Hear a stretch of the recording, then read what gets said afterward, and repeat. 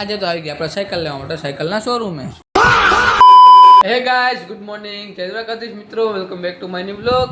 પછી કરીએ આપણે સવાર સવારમાં માતાજીના દર્શન અને નાસ્તો કરીને નીકળી આપણે કોલેજે જવા માટે.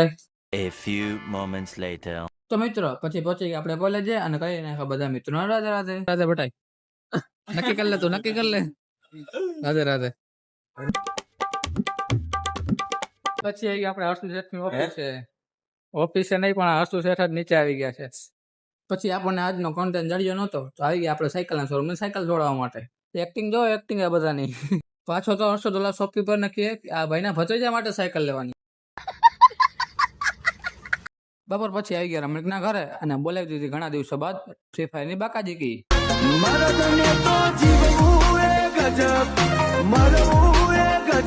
પછી આવી ગયા આપણે બધા ક્રિકેટ રમવા માટે અને એ પણ સાદું ક્રિકેટ નહીં, ગલી ક્રિકેટ. ગલી ક્રિકેટની જેમ એના કાંઈક રૂલ્સ પણ અલગ જ હોય. પછી કરી નાખ્યું આપણે આપણું ગલી ક્રિકેટ ચાલુ.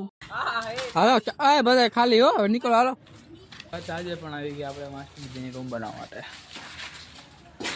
અહીંની ટાઇલ્સ નું કામ ચાલુ છે. હા અહીંયા દેખાતો નથી ભાઈ ધુવાણામાં.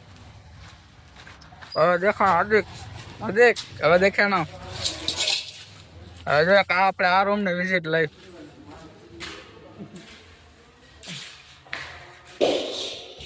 નથી જવું એવું ભાઈ, નથી જવાય એવું. રાજુ ઓલા રૂમ માં જઈએ, ઓલા રૂમ માં પાછો આવી ગયો એમ કે, પાછો આવી ગયો એમ કે.